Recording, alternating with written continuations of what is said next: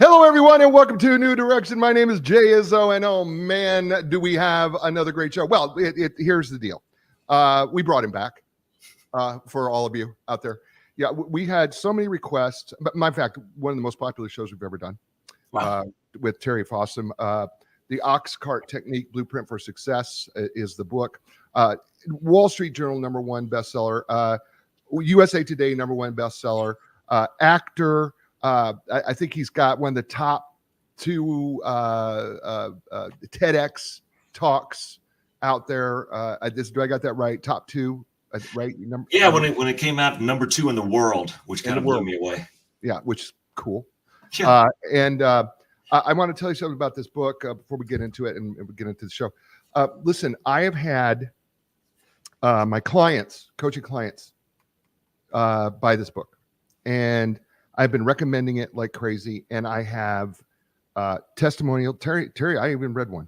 Terry will tell you that I am telling you it is changing lives. It is changing people, which is what his goal is, which my goal is from this end for the show. And it is powerful. Having read it now, third time or whatever, how many times I've ever read it. Now I get third time. Matter of fact, I went back through my notes again in addition to doing that, and was just like, oh my gosh, there's so much stuff we didn't cover last time. But we're going to do something a little bit different with the show. What we're going to do is we're going to take the Oxcart Technique and we're going to apply it to specific situations that may affect you and how we going about that. And we're also going to apply it to a team, because one of the areas that people ask me is, well, okay, I can get this. Maybe I can apply the Oxcart Technique to myself. But what can I do with the team? Is it possible to do with the team? Here's what Terry says. Yes, you can apply it to your team. And we're going to do that today. Before we get to him, though, let's we do every week, right? 4-part people: physical, mental, emotional, spiritual people. Fact of the matter is we've got to be working on ourselves in each of these areas every day, because if we're not growing, we're dying, because we never stay static. So what we do on the show, if you're first joining us, and by the way, thank you for doing that. What we do is we have you rate yourself on a scale of 1 to 10. 1 being, it's just not good. 10 being, it just can't get any better. 5 being average. So we take like the physical area and we say, okay, how would you rate yourself when it comes to, eating right, getting enough exercise, drinking enough water, getting enough sleep, right? How would you rate yourself? By the way, if you got a low score, right, you go, hey, I'm a 3. Listen, no embarrassment there. We're not judging you here.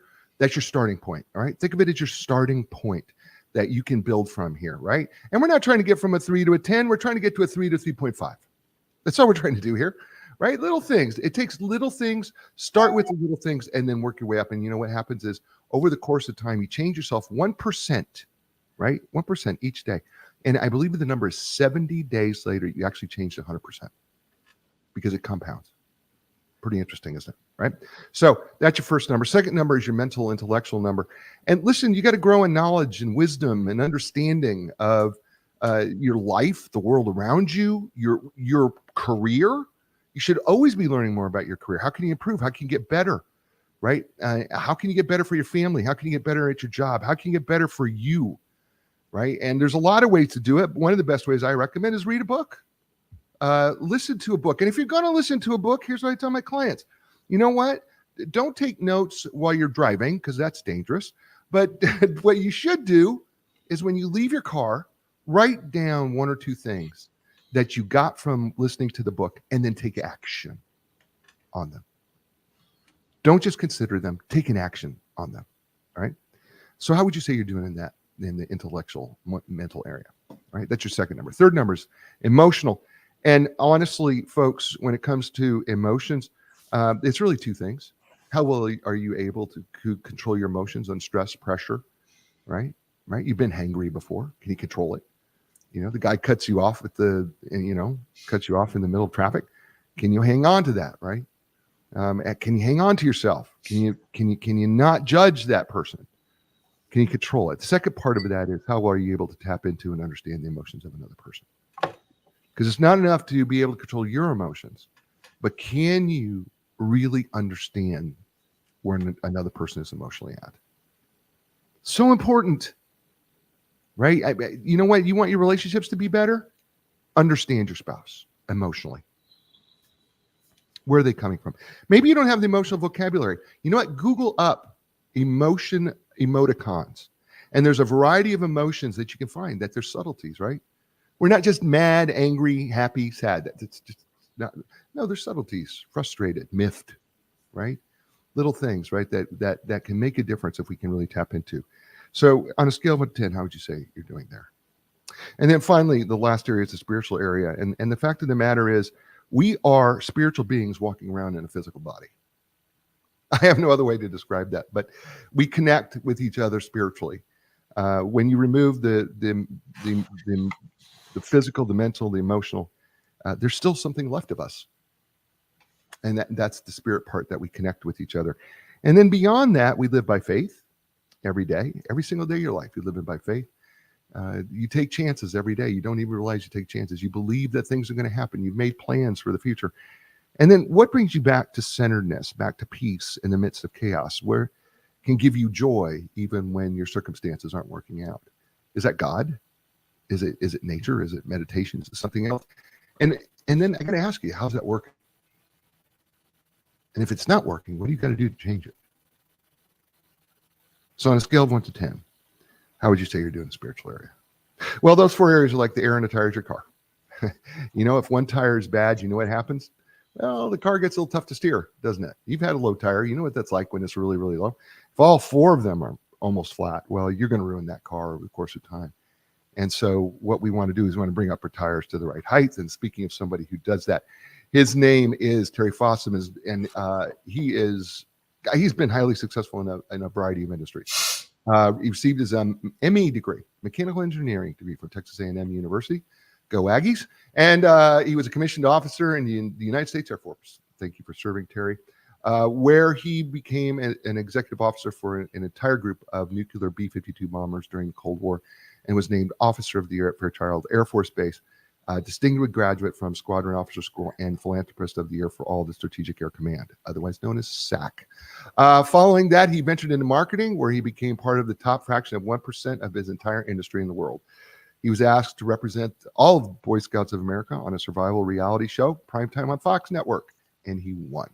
Next, he ventured into acting and won Best Supporting Actor and Fan Favorite in the 2021 Christian Film Festival, and enjoyed time as a producer and a host of other shows made in America. He's a 4-time published author. This is his 4th book, The Oxcart Technique, Blueprint for Success. #1 best-selling book on Wall Street Journal, Amazon, Barnes & Noble. Best-selling book, USA Today. So ladies and gentlemen, please welcome to the show and welcome back my friend, and what an awesome human being on the planet, Terry Fossum. Welcome back, Terry.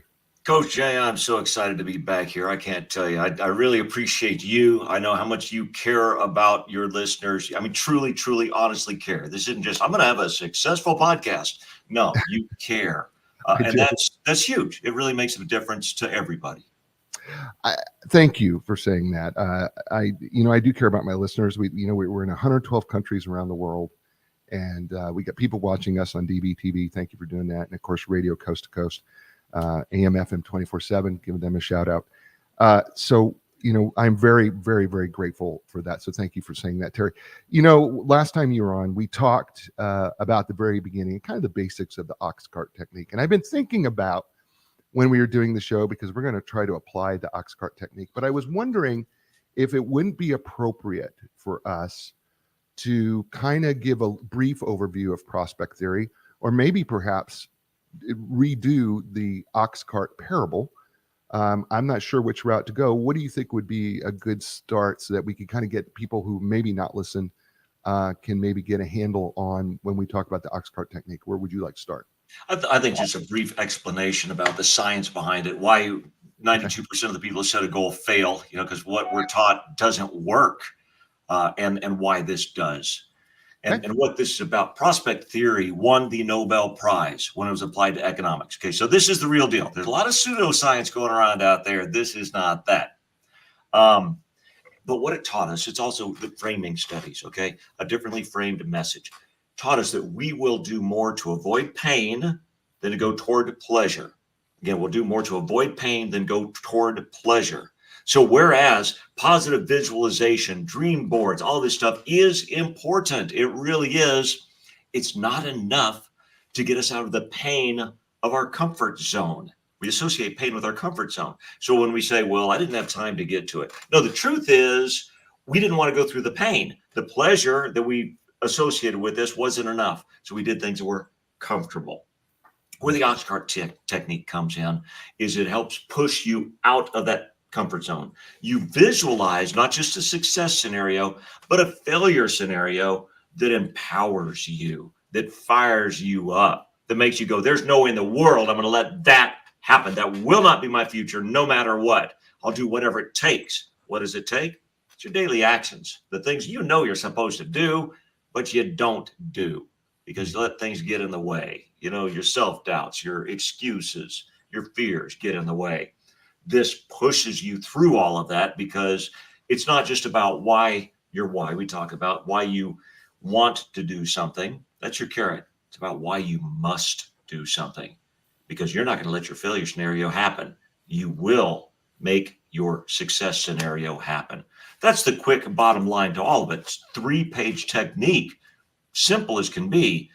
But oftentimes, as the PhD who did his dissertation on prospect theory, did the forward for my book, said oftentimes genius is in the simplicity. Yeah, and Daniel Kahneman, who, by the way, won the Nobel Prize in 1979 is when he actually did the theory. Want to give him props because he brilliant man who set us on this path. I think it's important for people to understand when you talk about, what your carrot and your stick, and I want people to be reminded of this. There has to be an emotional attachment to it. Yes. You just can't say, all right, I want to avoid this.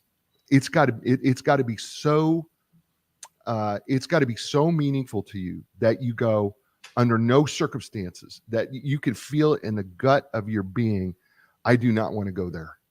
That I'm and almost fearfully, I don't want to go back there.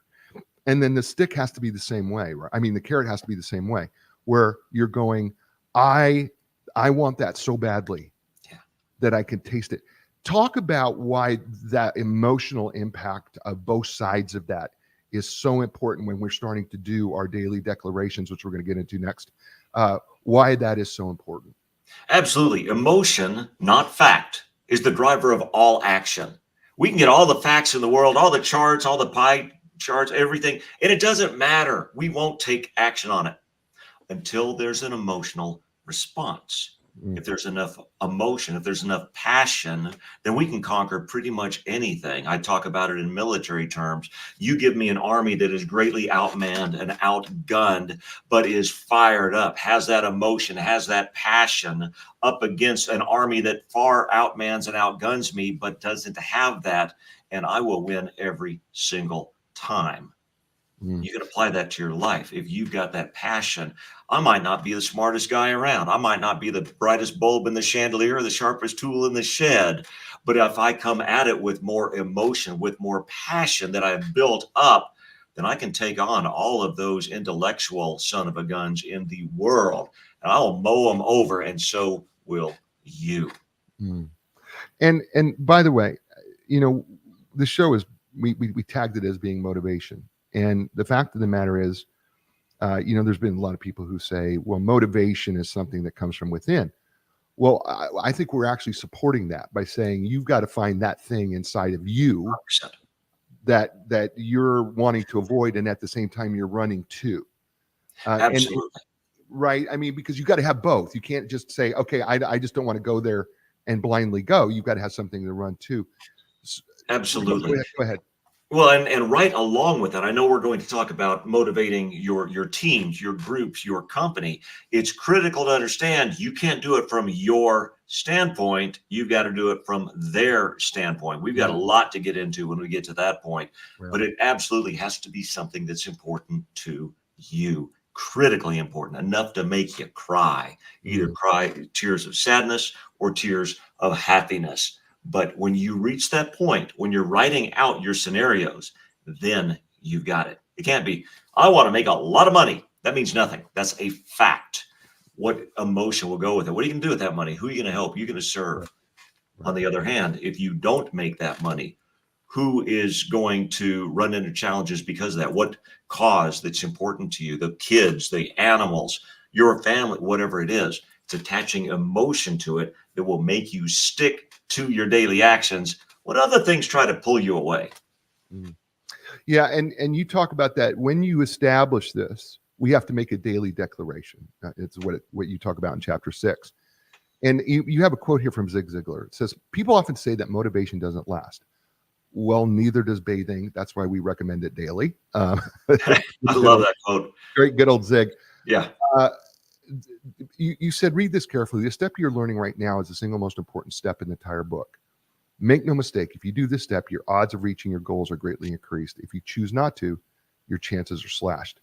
So let's talk about why we have to make a daily declaration, why it's so critical for us to take that step of doing that, and why it has to be daily. It can't be something I look at once, which we typically do with goals, by the way, right? We set goals at the beginning of the year. Nobody looks at them. And then we go, oh, well, did I do well or didn't I? This requires us to look at it daily. Why is that important? You have to, because we'll take action on whatever is in front of our face. You know, I liken to with my dog with a ball. As soon as that's in front of his face, man, there's nothing else going. There could be a nuclear blast happen next to him. It doesn't matter because that ball is in front of his face. But if you hide that ball, suddenly everything else starts coming in again. Oh my God, there's a bird. There's somebody walking down the street. Somebody peed here. You know, then all of these different things come up and you can see them. Same thing with us. If we don't have that in front of us and we're trying to lose weight and it's Girl Scout cookie season, forget about it. It ain't going to happen. Or, you know, you're at an office party and that young guy or gal is kind of hitting on you. That's in front of your face. Or for your business goals. You know, we have things, a lot of us work out of our homes and there are distractions everywhere. You know, oh, this came up, that came up, whatever draws our attention at the time is what we will take action on. Mm. Therefore, you have to keep this in front of your face. In fact, I recommend twice a day, first thing in the morning, because that focuses you for the rest of the day. It reminds you, oh yeah, I don't want my failure scenario to happen. I do want my success scenario to happen. So I must do these things. Then at the end of the day, to evaluate, how did I do today? Did I stick to it? When I'm doing my personal coaching, I'll often have people let me know, okay, Terry, today was a little more towards the left, the failure scenario, but tomorrow will be way more to the right. Okay, good. You've got your litmus test right there. It'll empower you. His name is Terry Fossum. The book is entitled The Oxcart Technique. #1 bestseller, Wall Street Journal, USA Today, Amazon, Barnes Noble. You're listening to him here on A New Direction. Hey, folks, Epic Physical Therapy, my physical therapist. I think it should be yours too, by the way. Listen, if you're suffering from everyday aches and pains, maybe you just had a surgery and you're recovering from that. Maybe you're a professional athlete. You just want to move and feel better. Here's the deal, folks. The deal is this. They will customize a treatment program just for you, right? So when you want your epic relief, epic recovery, and epic results, don't look any further. Go to epicpt.com. That's EPICPT.com. And Linda Craft Team Realtors for 40 years. Leading the way when it comes to helping you when it comes to real estate, honestly. They help people transition in life because, after all, wherever you lived is a transition in life. But for 40 years, they've been atop the real estate game. And even with these changes, there's new changes with the National Association of Realtors. They've been training for months prior to that change that's happened August 17th here. I'm telling you, if you want the best, and you want people who can explain it and explain it clearly of what's going on and what's your best interest, check out Linda Craft Team Realtors because they're going to help you. It's lindacraft.com, LINDACRAFT.com. And we're back here on A New Direction with my friend Terry Fossum, author, actor, #1 bestseller. The Oxcart Technique, Blueprint for Success is the book. Absolutely fantastic. And Terry, we're going to start working through a couple scenarios. First, we're going to do an individual scenario here of how we're going to apply the Oxcart Technique. And I've got a scenario here that comes up quite frequently for me. I'm asked by business owners about salespeople. And one of the things that I get from people who have sales teams is, doggone it, Terry, I can't get my guy to follow up, right? Salespeople will say constantly, I don't like to follow up. I don't want to have to follow up. I don't want to have to make those phone calls. I don't want to have to do that. Can we apply that technique to a person who just struggles with follow-up? Is there a way to do that? It's, of course, perfect. Okay. And as a guy that was in sales, direct sales of all things, I understand completely. Following up is scary. Until you follow up, it might be a yes. But if you follow up, it might be a no. And of course, we get all these thoughts in our head ahead of time as we're picking up that 1,000-pound phone. Oh my gosh, please don't let them be mean. Don't let them say no. Please let me get a voicemail. I've never prayed so much as right before a sales call. We've got a thing in the military. There's no such thing as atheists in foxholes, because when people are trying to shoot at you, you find God. Never prayed so much as right before a sales call. I get it. It's painful. And that brings us right back to the Oxcart technique. All our positive visualization that we do and all our chants and songs or whatever we do, it's not enough, because we'll do more to avoid pain than we will to go toward pleasure. That's why and I want to speak as the salesperson first of all, and then I'll talk about the team leader. As a salesperson, I need to produce that stick, that failure scenario that is more painful than the pain that I'm going to get making those follow-up calls. Or even prospecting. We could throw that in there too. Or the initial phone calls, or any sort of prospect. And that's why so many people, especially these days, want to hide behind emails. They want to hide. Let's hide behind AI. Let's hide behind, because we're trying to avoid pain. That's what we're doing. And again, no amount of pleasure, happy thoughts, bunnies and unicorns, positive visualizations, dream boards, big cars, fancy house, ain't going to do it. Okay. That's why this is so powerful. You yourself have to create your failure scenario, as I did, because of course I made my first money in sales. Now, what does that mean for you? If you're not successful in this current business, let's talk failure, because failure is an option. It could happen. It happens to most people. Let's go there. What is that going to do to you? Remembering we need to attach emotion to it. So it's not, it just won't work. Okay, that ain't going to do it, right? I'll get fired. Okay, cool. We're going that direction. What does that mean for you? How are you going to feel? You lose that job. If you fail, what's that mean for you? How are you going to feel? What about your family? Those people who are counting on you, your spouse, how are they going to feel about you? Now, for everybody that's going, wow, wait, this is starting to hurt. Yes, it is. You don't have to do this. You don't have to do it. Only if you want to be successful. Sorry, it works, but you've got to use that negative emotion as a tool, as a weapon in your quiver. Not something to avoid, not something to worry about, not something that's going to overpower you, but that you're going to use. So what's that going to look like if you fail at this? And I want you to really go there. What's going to happen to your kids' education, future education? It's going to happen to your house, man.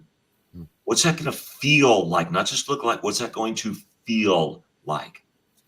If you start going there and you're starting to feel down, like really down, if you really go there and you start tearing up, which I have happened in seminars often, outstanding. Now you're getting there. Because again, emotion, not fact, is the driver of all action. If these things start getting in the way, I don't want to make that phone call because I'm afraid of them saying no, them being mean to me. If you go, but wait a minute, if I don't, something much more painful is going to happen. Now that's going to push you out of your comfort zone. It is nearly impossible to be pulled out of your comfort zone toward the positive visualization, towards the carrot. It is much more likely to be pushed out. So create that scenario in your head. For me, for those that remember my story, I was told I was never going to grow up to be anything.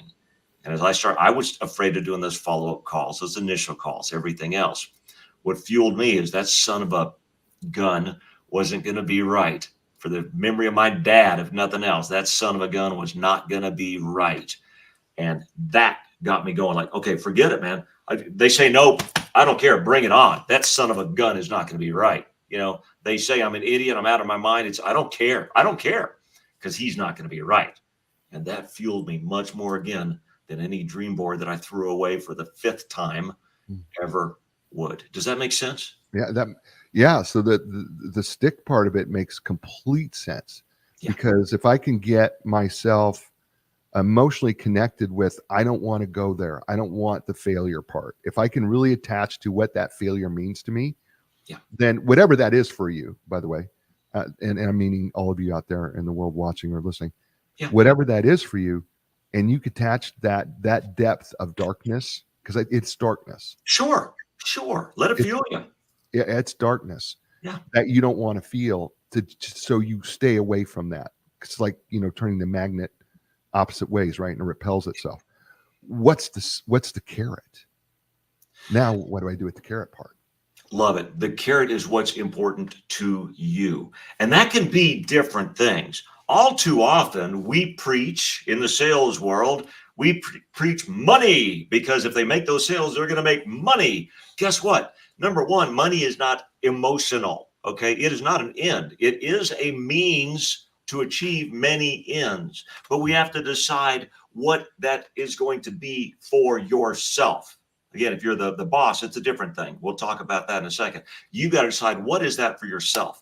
For me, again, don't care about a big house or a fancy car. I'm my happiest in a tent in the middle of nowhere, Now, got all those things, but that's not what got me here.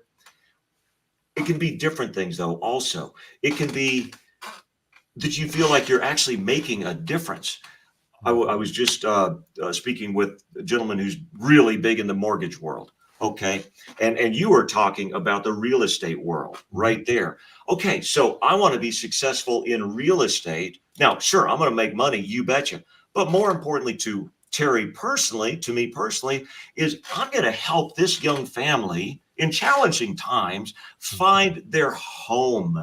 Their home, the place where they're going to create these memories, they're going to raise their kids. I'm going to help them, instead of going some FISBO thing, I'm going to help them through the pitfalls and the landmines that are out there.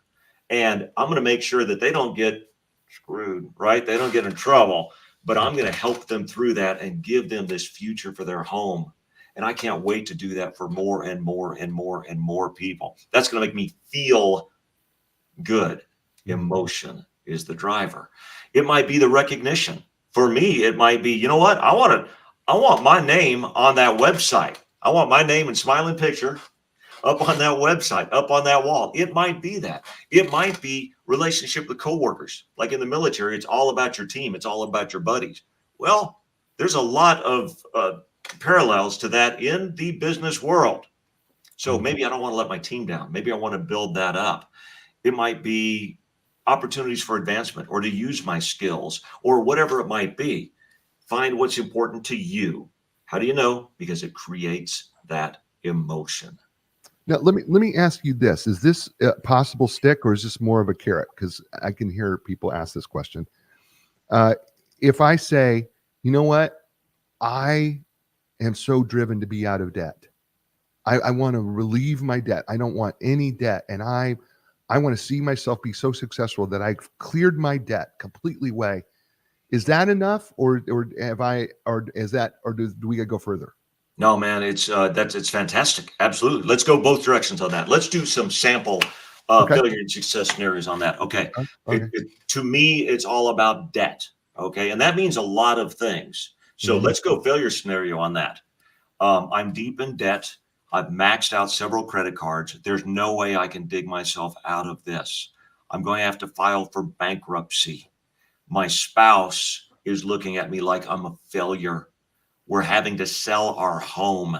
Mm. Her wedding ring that I got her that I was so proud of, we're going to have to hawk because we want to have electricity this month. Now, for everybody's going, wow, that sucks. Yes, it does. And that's the point. There's some stories in the book, one of them that just drives me to flipping tears whenever I read it. Still, whenever I read it, about an older person having to do things like that so she can buy her medication. Mm. It rips my heart out. And that's the point. Okay, now debt. Let's go back to the success scenario. I'm out of debt. I've dug myself out. I am now 100% debt free. I don't even have a credit card anymore. I drive an old jalopy, but it's paid for and it feels great. I can now start putting money into a savings plan so I can start building up a nest egg for retirement. I know that I'm building my future for me and my spouse because we've gotten out of debt. We can now start putting together a college fund for our children or whatever schooling we want to send them to. Our future is secure. I'm proud of myself because we've done this. My spouse is proud of me. We're proud of each other for being the team that we were to get us through this and into a brighter future that we can be happy in. Mhm. Wow. So, wow. Yeah, yeah, it's awesome. Yeah. So is the practical thing that we want to do is we want to have our success scenario. In this case, we saying, man, I'm seeing myself out of debt. My wife is proud of me. I'm able to get my kids an education that I never would have dreamed of before. And we've got this success scenario written out here on this side. And then the other side, we got our failure scenario. If I fail, I'm going to be maxed out. I'm going to be homeless. I'm going to have to sell things. I'm going to have to, I could wind up in divorce because I've got nothing and my wife and kids are maybe taken away from me. Yes. Do I want, and I know I'm being maybe a little extreme, but it's the point I'm making. Do I want to have those? Is those the things I want to be looking at every day? Yes.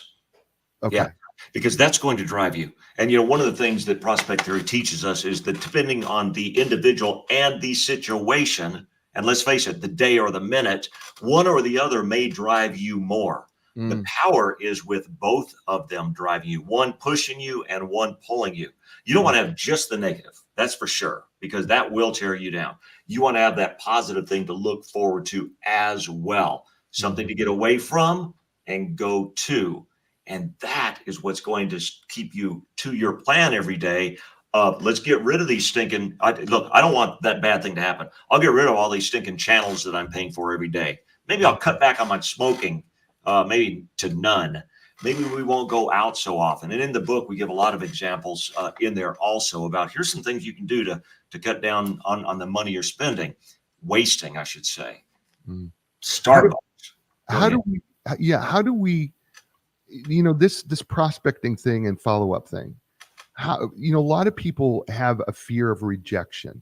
Yeah. How do we utilize this, the Oxcart technique, prospect theory? How do we utilize that to overcome the fear? You know what I fear more than rejection? Go ahead. Poverty. There you go. Got it. Yeah. Good. Yeah. Yeah. So you got a fear that's more powerful than the fear that you're feeling. Yeah. Is what you're basically saying here. 100%. Because when I really focus on my failure scenario, I go, okay, forget all that. I don't care about these other fears because now I'm ticked or I'm motivated. I've got something to get away from, and that will push you out. And it's amazing how many of those fears, those excuses, those self-doubts subside when you create enough emotion. Mm-hmm. And this is, I think this is just so important because I think you probably, if I was in the situation where I was afraid to prospect or I was afraid to follow up, and that was a big fear of mine. Yeah. This is where having both of that success and that success and failure scenario in front of you, probably when you're making a phone call. 100%. Right? Would you not agree that I mean, when you're thinking, man, I don't want to call these people, you should have those right on your screen, man. Yeah. Right. Absolutely. And I've already started the day reading them. So, because again, we all avoid those phone calls, boy, don't we? Yeah. We'll find anything to do. My desk has never been so clean as before. It's time to make those phone calls. So doing the Oxcart first thing in the morning to focus you in that, okay, I will do that. Because otherwise we'll avoid it all day long. And then knowing at the end of the day, you're going to be reading that sucker again. It keeps you to task. And absolutely, I think beforehand, reading the negative, reading the positive, because then I don't give a rat's patootie what the person says. I don't care. I'm making the phone calls. Yeah, that's awesome. Okay, so now let's move to the team. You're a leader. You got a team, and you want your team to Maybe it's a sales team. I don't know if that's easier for us to do, maybe since we're doing sales. But you got a team and you want to get your team to sell more, or you want to meet your quota, or you want to, meet what you're supposed to meet, and you're struggling as a sales manager or leader, getting your team to do the things you need them to do. How do we apply this technique to a team? Absolutely. And this is critical that this is done right. If you're listening into this and you're thinking, I'm going to do this, read the book. Whatever you do, read the book, or even better, pull me in to work with you. There you go. Yeah. Now, number one, leadership is always by example, good or bad. Leadership is always by example. If you're not doing this, they're not going to do it. If you're doing the Oxcart, leadership is always by example, good or bad. So you need to be doing this yourself. This is not something you can force on anybody. They have to want to do it themselves, okay? All too often, as the leaders of a sales organization, we try to do edicts, or we try to set their goals for them. We try to tell them, hey, I was with a company that we're going to go double. And they made the goal. We're going to go double. We had thousands of people chanting, go double. Did we go double? No, because that was their idea. That was their goal. That was important to them. Not going to be enough to drive us. That's the way it is. All too often, we come up with, as the leaders, here's what we're going to do. Ain't going to work. Number one, they need to set the goal. They need to be part of it. But now we need to work with what is going to motivate them. Because if you try to lay on them what motivates you, you're going to fail miserably. It's going to be worse than if you didn't try to do this at all. So when I was working with people, I would ask them, especially the teams, what are the things that are important to you in your job? Whatever that job is. It could be sales, it could be something else, but whatever your job is. Now, I got the top list. I put on my screen over here. I've got the book open on my screen here. And here are the top 9 most important things that I kept getting. Number 1, and not in any order, being able to control aspects of my job or work environment, that I get to kind of decide how we're going to do this, the freedom, if you will. The next one, job security. I just want to know that I'm going to be having this job in the future for my family and my future. Relationships with my coworkers. I don't want to work with a bunch of jerks. On the other hand, I'll do anything for my buds. Next, money. The one we think is number 1 is absolutely not in most people's minds. The opportunity to use my skills, whatever those skills are. Opportunities for advancement. I don't want to be stuck here. The feeling that I'm making a difference in my job, in my workplace, or in the world is huge. Recognition and appreciation. Most everybody will say they don't need recognition. Every single one of them is wrong. We'll talk about what that can look like. It's not just the Employee of the Month Club. Right. And next, feeling that I and my opinion are valued. I was, just as one example, I was just working with a team on a project, and they gave me a proposal and I turned them down. I said, that's not the way to go. We don't want to spend that much money on that. They got back to me and they said, you know what, we've reevaluated and we believe it is, and here's why. I said, okay, let's do it. Right before we started recording this, I was talking to them and said, okay, we're on. I value you. I believe in you. You're the team. You're the guys. We're doing it. How do you think they felt? Fantastic. I valued their opinion. So how do you find out, as the leader of the team, how do you find out which one of these is important to Joanne? Ask her. Ask her. I've got a page. It's in the book there. It's a sheet that gives those 9 things, and just ask them, give me 1 through 9. Put on there which is most important to you and why. From that, you can help them develop their Oxcart technique, their failure and success scenarios. It'll be different than yours. Are we good so far, Coach Jay? We're doing all right? Yeah, we are. And this is a perfect time, because what we're going to do is we're going to take a quick little break because we got to pay some bills. And so we're going to do that real quick, because we're going to come back to this, because so cool that we're talking about these 9 these 9 aspects of what's important to you in job, because I think there's some questions out there and I like where we're going, asking them. And I've got a scenario for you. So we'll talk about that when we come back from this. You're listening to Terry Fossum, #1 best-selling author, Wall Street Journal, USA Today, everywhere. This book is out. It's called the Oxcart Technique, Blueprint for Success. You're listening to him here on A New Direction.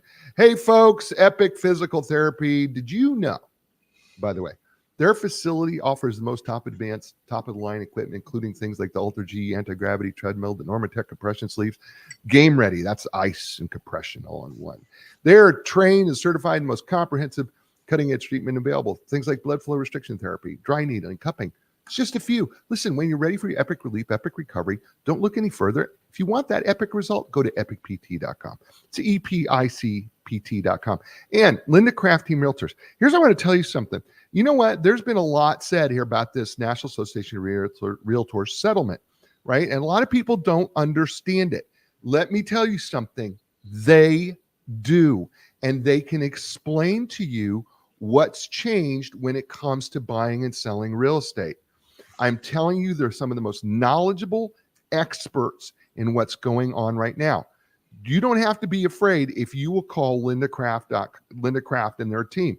I'm just telling you, they can help you. They will walk you through, help you understand exactly what it's going to take when it comes to buying or selling a home under these new conditions, because things have changed. So listen, when you want the experts and you want to reduce your fear, don't look any further. Go to lindacraft.com. It's LINDACRAFT.com. And we're back here on A New Direction with my friend Terry Fossum, #1 best-selling author, actor, amongst other things that he's about to get involved with. I mean, the man is not, he's a myth, he's a legend, and he's still living. It's pretty awesome.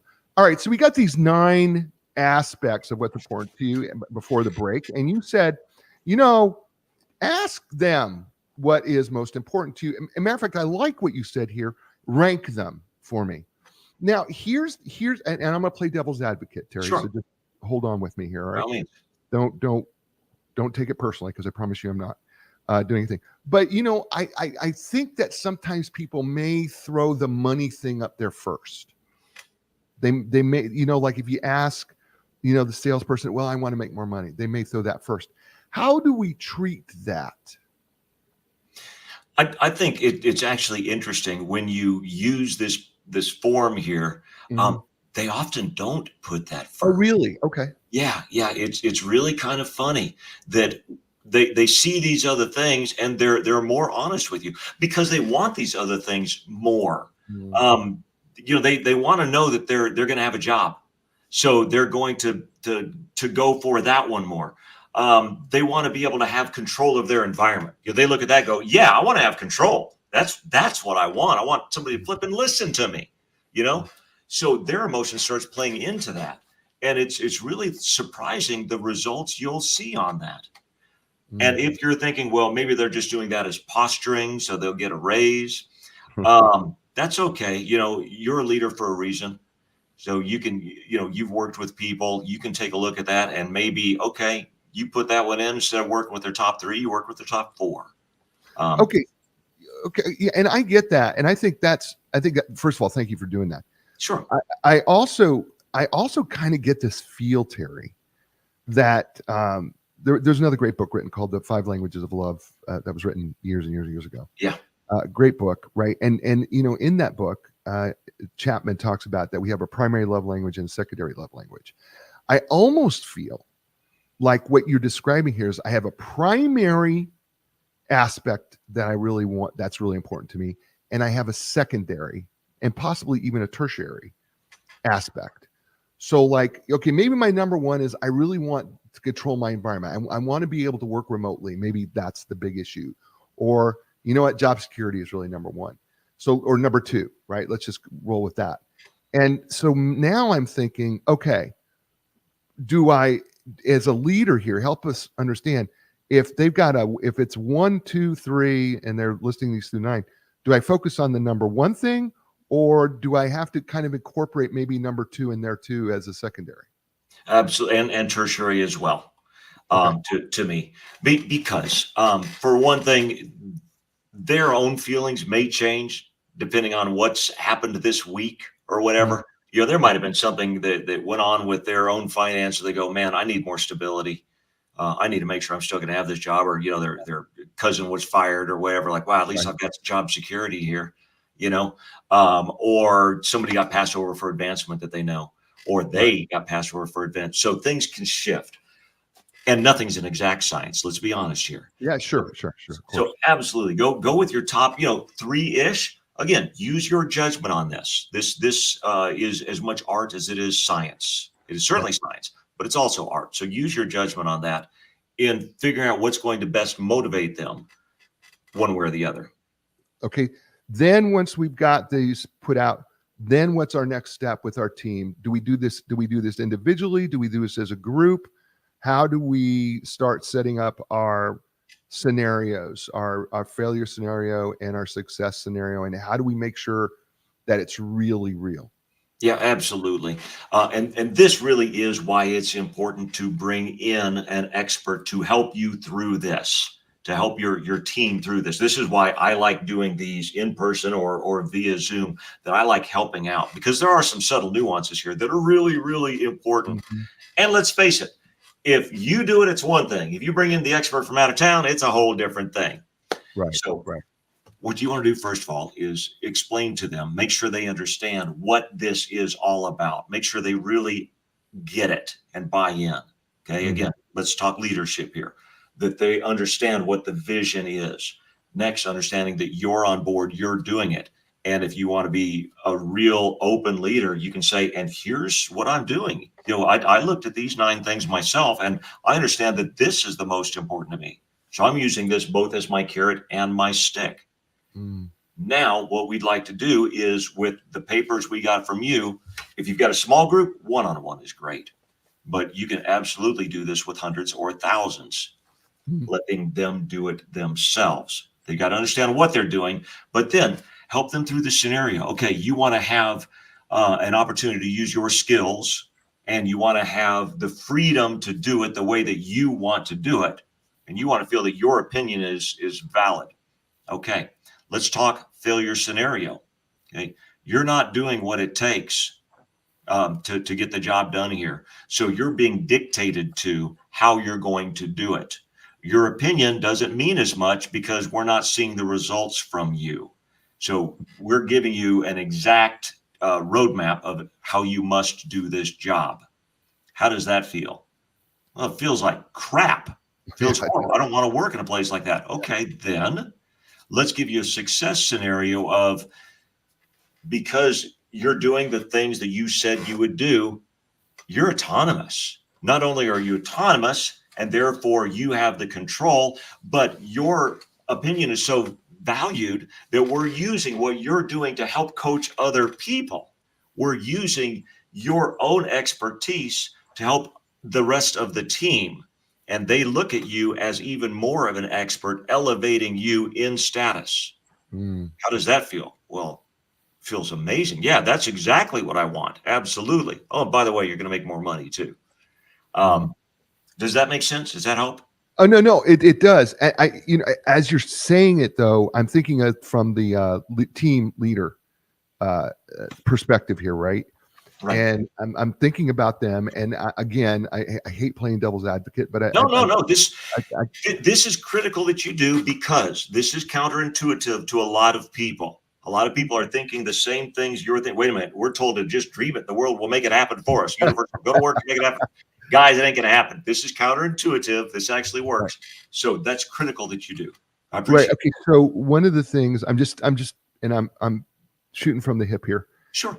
Uh, is okay, as a team leader, I don't know how much I really have control over, right? So how much control do I have over their job security? How much control do I have in aspects of their job or work environment that I can control, right? Relationships with coworkers, I'm not sure if that's me or them, right? Okay, I could see maybe I can tweak their opportunity to use their skills a little bit more.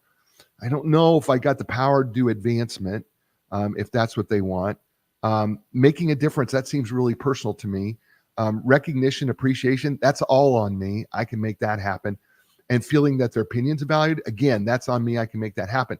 So I'm thinking as a leader, I'm not sure what I have control over, what I don't have control over, that I can help them maybe as much as I would want to help them, because I don't know that I've got control over some of these things.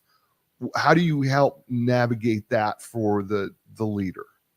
Absolutely. First of all, if they reach those goals day after day after day after day, are they going to advance? Oh, okay. Yeah, Got it. they are going to advance. It's Right. not up to you. Heck, they may take your job. Let's face it here. Uh, Good, well played there, brother. there you Well go. played. And Well and played. if they are doing their daily goals, are they going to have job security? You bet they Sure. are, either there or somewhere else. Right.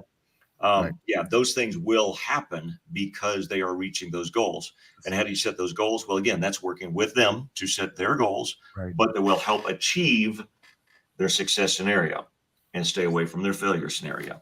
Right. So then it's just a natural, it falls out naturally just because you're taking action in between your success and failure scenario. Yeah, So absolutely. these things just fall out naturally from that.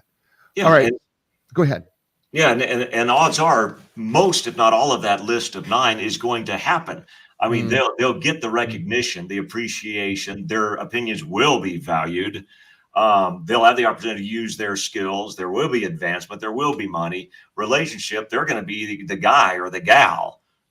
So yeah, right. all of those things come with just doing your daily tasks, but it helps you stick to them. Another thought, this is Jay Izzo, right? With thinking things, right? Uh, how often should I meet with my team as a team leader to evaluate if their failure scenario and their success scenario, if they're really on track? Because I want to believe that probably some of these folks, need to tweak it from time to time.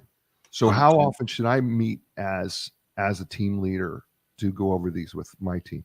I think it depends, first of all, what level you're at with the team. How many members of your team do you have to afford you to? To begin with, it's going to be frequently. It's going to be frequently because, as you said, this is not a static document. Right. This is a fluid document, as is their daily tasks. And it's all bottom line is bottom line. Are they doing their daily tasks, their daily action plan? And it's working with them also in a kind way and talking about, okay, now you're not doing this. How are you feeling about your failure scenario and your success scenario? How are you feeling about that? So again, it's not you pointing the finger, it's getting them to internalize. It's their emotions. They're the ones that have to work with them. Does that make sense? Oh, it makes complete sense. This is really cool, man. I mean, Right on. and we've done almost an hour. Do we have more wow. to add to this, or do we need to close the shop on this one, or do you think we've done what we need to do to give people enough outside of the fact that they really, really, really should really contact you Yeah. to walk through this? Because I think you, I'm just speaking to everybody out there, if you're a team leader and you've never done this before and you're doing this for the first time, and then you're going to try to teach your team to do this, Yeah. you need help. Yeah. Absolutely. I'm just telling you need help to do this.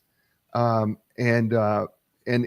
Terry does this. I mean, he does this. He works with large corporations, smaller teams, all of it. He does it all. And I think the more that you understand the success of the Oxcart technique and prospect theory and how it can be such a beautiful thing for your team, I think the more that you're going to really reach out to him, because he's going to really be able to help you. Is there a closer that you want to put on all this, tie this up in a bow? I think knowledge is power. Especially if you're working with teams, but even for yourself, get the book. And I'm not just saying that to sell books, but the information in there is critical. There's examples in there. There's some statements at the bottom of your failure and success scenarios that we haven't even talked about that you need to put in there, and it's in the book. So you'll have examples. It will help you tremendously. It's worth whatever the price of the book is. I don't even know. I would certainly hope so. And for those who are serious about implementing it, I do work with a very, very small list of clientele. Right. Tell people how to get a hold of you. What best way to reach you or to reach your team, so that they go, hey, you know what? We need to bring you in. We need to do this. Yeah, absolutely. TerryLFossum.com. TerryLFossum.com. I'm on most of social media a bit, but I don't take time to do that much, quite frankly. TerryLFossum.com. Come on over and you can check out everything there. You can reach me directly through the website, actually. So bring it on. Love to work with you and your teams. That's awesome. Stay with me, Terry. Folks, this is the show. You know what I say to you every week, right? It's this. You had a lot of choices. You chose us. I'm grateful for that. I really, really am. Watching, listening, give us a thumbs up and on YouTube. Positive 5-star review would be fantastic. Thank you for doing that. You know what? I say this to you every week, and it's this. You're in control of 3 things in your life: your attitude, your effort, and your resiliency. Fact of the matter is, life is not always fair, and it's going to deal some things to you that can be hurtful, but it's not what happens to you. It's how you respond to it, and that is your attitude. And the next thing is your effort is tied to your excellent. You choose how excellent you want to be today by your effort. And we all get knocked down. We get punched in the teeth, punched in the gut. You know what? It's up to you to get back up. You know what? And when you do, it makes it easier to get back up again. You're in control of those. Take control of it. I'll be back next week with another great guest. It's going to be another great book. It's going to be another great show. I say to you at all over the world, you know what that is. Ciao, everybody.